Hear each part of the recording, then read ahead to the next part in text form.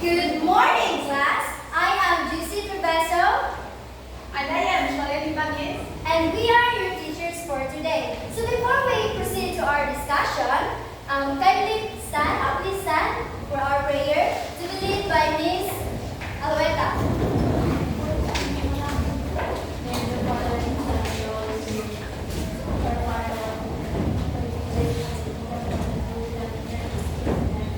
Give us this day our daily bread, and forgive us our sins, as we forgive those who sin against us. Do not bring us to test, but deliver us from evil. Amen. In the Father, the Son, and the Holy Spirit. Amen. So before you sit down, can you pick the pieces of paper under your chair, side by side, in front of your back? Very clean. And please arrange the chairs silently.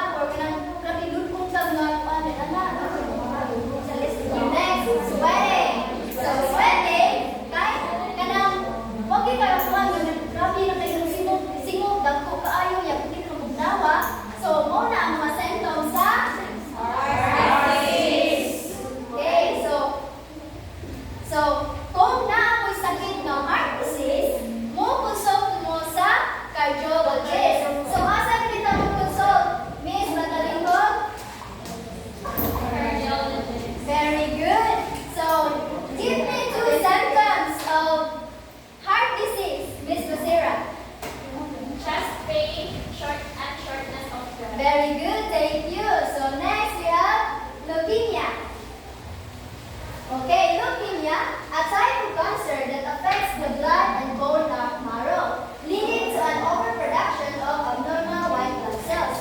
So, ang leukemia ay cancer ni siya na makaresolve o pagkadaghan or pag-increase sa mga abnormal white blood cells in which na mapituhan ang atong bone marrow. Kaning sulod sa ato ang buhok. Okay. So, sa ganitong leukemia, Miss Samantha,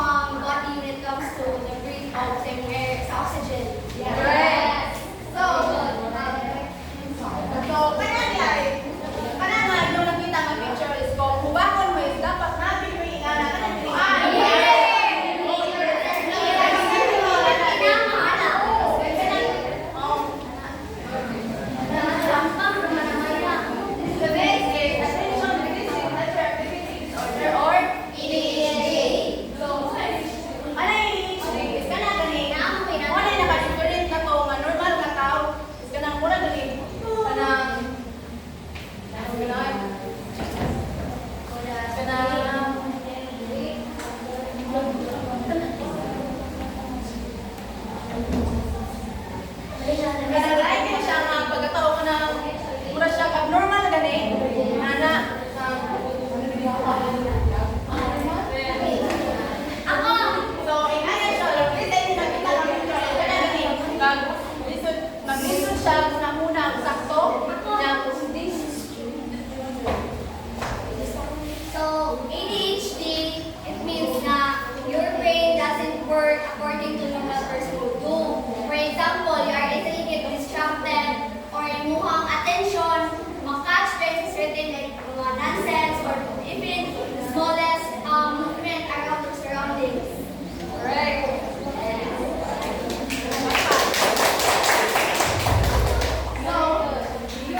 So now, nakuha na to ang 6 ka other health impairments. So, kung kan, tell me kung sa tong 6 ka health conditions. Ang giliwan na lang. Miss Karen. One more. Heart disease. Heart disease? Okay, very good. The next. Miss Basira. Heart disease, leukemia, rheumatic fever. Ay, sige. Murag nakasagot yung si Miss Basira. Ito na lang, Miss Basira. So heart disease, leukemia, rheumatic fever, diabetes, asthma, ADHD. Okay, very good, Miss Basira. So, nakoy pakita ang picture. Okay, mura mo ko pinakita ganya. So, inyong ni kanang inyong ano ko unsa ni? Okay. Identify na. Heart. Heart disease. Mataas heart feeling. Ikaw? Heart disease. Okay, thank you. Heart disease. Next. Okay, leukemia is correct. The next. ADHD. Short throat. Okay, very good. So now tayo third plan. Saan yung pag-support para malisin ang mga health conditions. So first, we have heart disease. So sa heart disease, para malisin, inyo ni sir ako, mag-focus mo sa pag-manage sa ilang mga blood pressures, cholesterol levels, o ilang iba. And kanang inyo ni sila pakano mga healthy foods like vegetables, fruits, and inyo food, gatas, and inyo po ni sila pa-exercise. So next, we have leukemia. So leukemia, usually kanang i-prioritize ninyo na malayo sila or ma-avoid sila sa mga infections like ugaso ninyo sa kamot, kanang paliguan yung pirme, paliguan, sa ilawas, o then kanang next we have rheumatic fever. So sa rheumatic fever, like kanang inyo sila kanang i-prioritize nga inom gani sila sa ilang mga antibiotics, ilang taban para dili mo balik ang katunga sakit. So if kanang magsakit kani or magbuwag ang ilang mga joints, mga kasukasuan nila, kaya ipatakpan yun na ninyo sa doctors of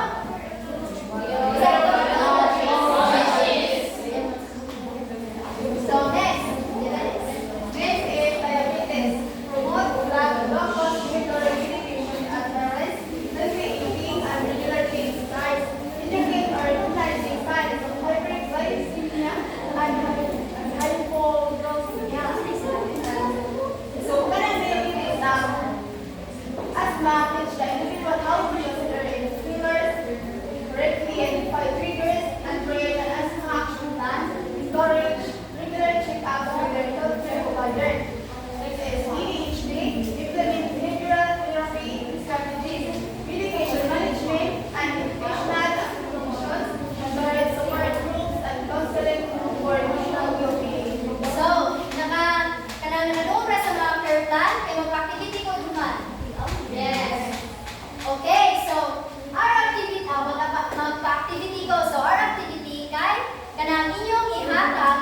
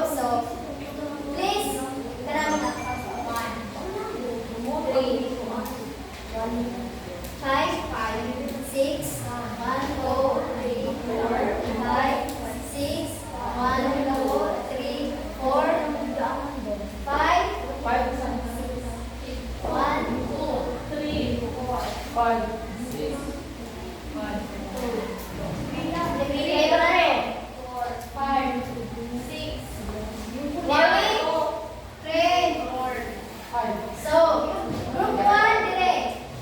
Group 2, group 3, group 4, group 5, o group 6. Next. Bati lang, silent kayo.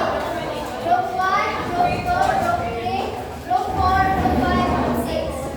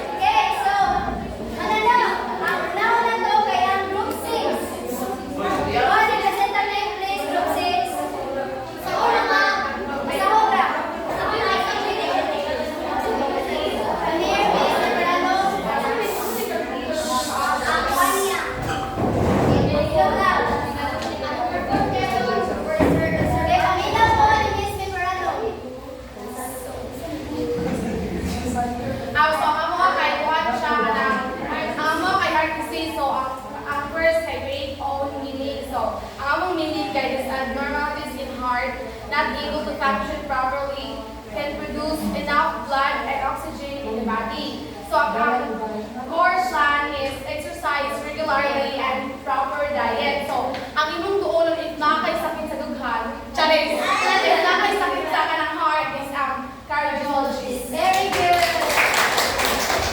So, mana mana group 6.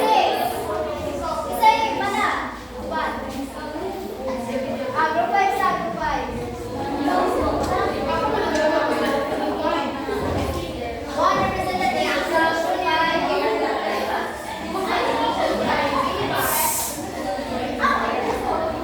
So hi! Our disease na nasa sa mga is leukemia. So, in our own definition, leukemia is a disease wherein the number of red blood cells are less than the number of white blood cells, or ang number of white blood cells ay balance, pero ang number of red blood cells ay kulang or very taas. So, care plan naman is of course do some check-up and consult the doctors, specifically medical doctors na related sa atong pagkasa ang dugo. Okay, ang medical experts focus on non-traumatic diseases. So, one of the non-traumatic diseases ay yung mga diseases na hindi nakita o na-forces sa atong NBI. So, it takes a lot of process. That's why muna siya gitawag siya medical or non-traumatic diseases. So, dapat doon mas mga medical experts. And then, sunod din, of course, kay nakakasa lahat na ng program. So, dapat mag-focus sa disease na lahat na ito. Hindi na sa focus sa lahat ng mga. So, dapat mag-focus on the nutrition control. The next, eat foods that will help your body na mabalik and mabalance ang number of red blood cells sa inuhan. Because specifically foods kaya sa galay and so on. Kung na pinakanon na kaya kung ano ba pinakanon na vegetable na makiwan sa panglugo. And of course, para makuha ang food dapat mag-precaution na sa mga ganito. Dili na tamo kuha or mukha ng mga foods na maka-trigger sa ato ang disease. Thank you. Thank you, group 5. So now let's proceed to group 4.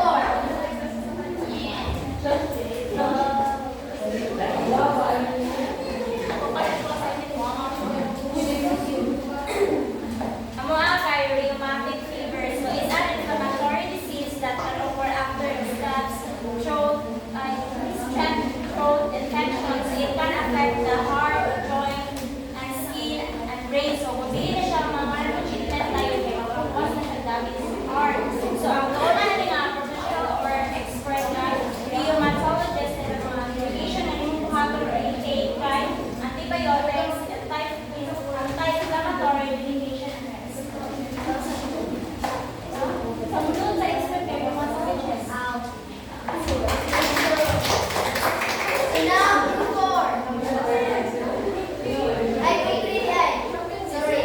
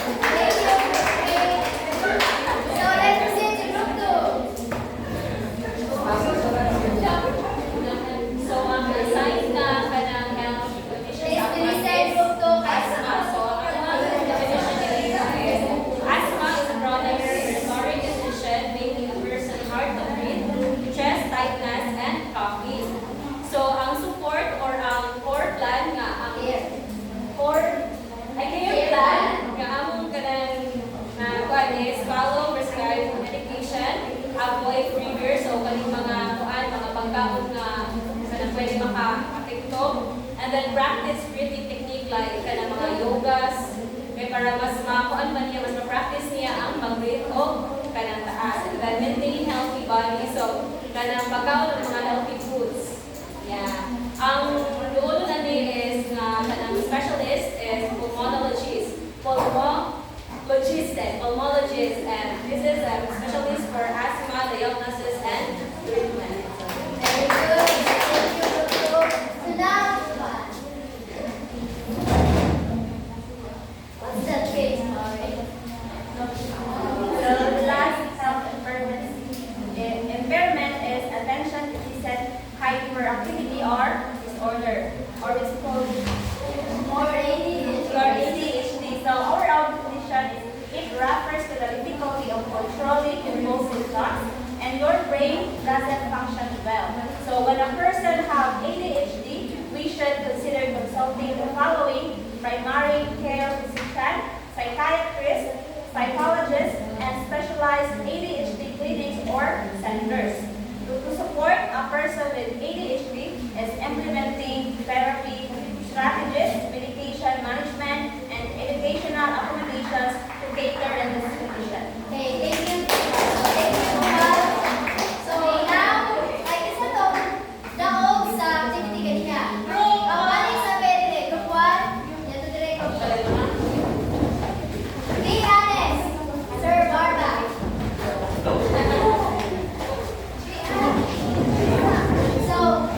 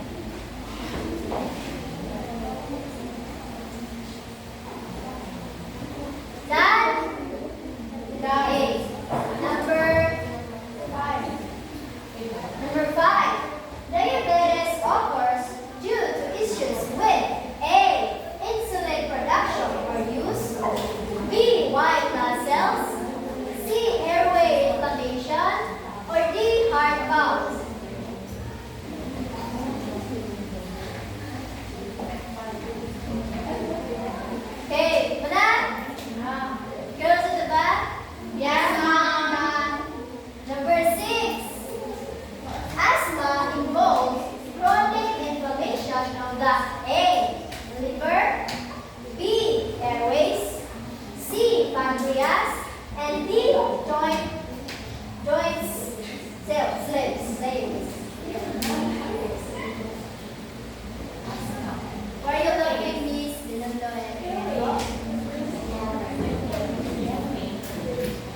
Okay, mana? Barba. Di lagi magawa lagi. Sige, magagawa. Ay, just po nga. Wala. Isa na tayo, Barba. Number 8, 9. What? Seven? Number 7. Which symptom is not linked to heart disease? A. Chest pain, B. Wheezing, C. Shortness of breath, D. Palpitations.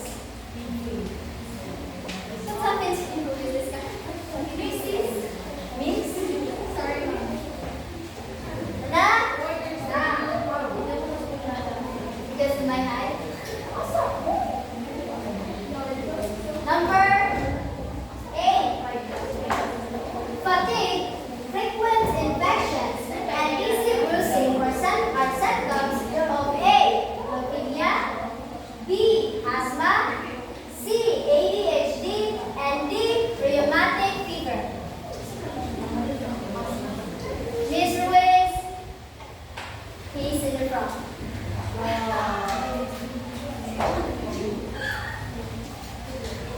Okay,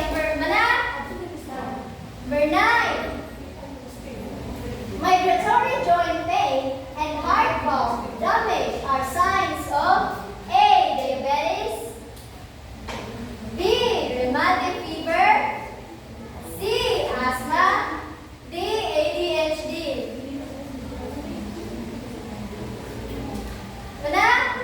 Yorbe and Decorado? What are you doing? Number 10. Okay. Hyperactivity and impulsivity are key symptoms of A. Diabetes, B. ADHD, C. Leukemia, D. Heart disease. Yes? What? Ilo. Ay, wait. Nanginig pa si Miss Valtero. Okay, number 11. Extreme thirst and frequent urination are classic signs of A. Asthma, B. Diabetes, C. Leukemia, D. ADHD. What? Wala. I'm energetic. Number 12.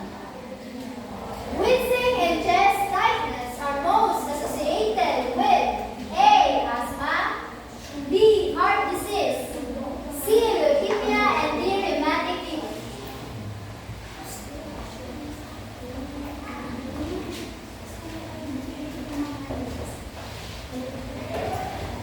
Okay, so sa number 13, Sa number 13, si teacher Ibanez may mabasa. So, number 13 is heart disease can lead to heart failure because A. Airways narrow, B. The heart cannot pump blood effectively, C. Blood sugar drops, or D. Joints swell.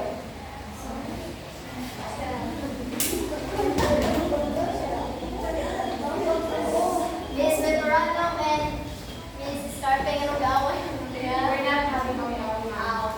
Just number 12 is leukemia. 14. Leukemia reduces healthy blood cells, causing A. Improved immunity, B. Anemia and bleeding, C. Weight gain, or D. Better focus. 15.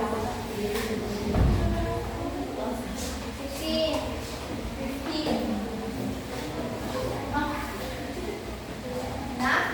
Okay. 15.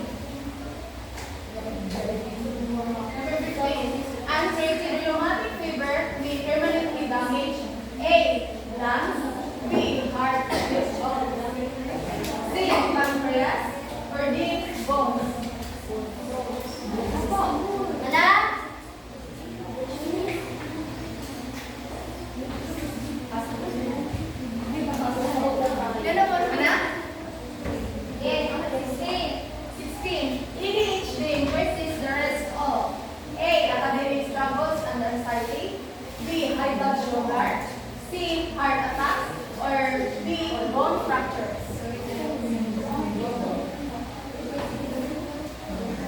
Seventeen. 17. Diabetes can cause retinopathy which affects the A. Eyes, B. Kidneys, C. Liver, or D. Skin. Ano? 18. Severe asthma attacks may require A. Insulin injections, B. Inhalers or hospitalization, C. Chemotherapy, or D. Joint surgery.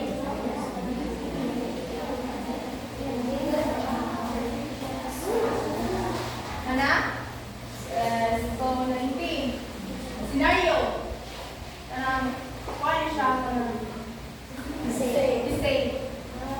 So, 19 is a patient has sudden chest pain, shortness of breath, and nausea, which condition is most likely. Explain and why. Okay. And 20, compare. Hindi mo na siya kanina. How do the long-term effects of diabetes and asthma differ?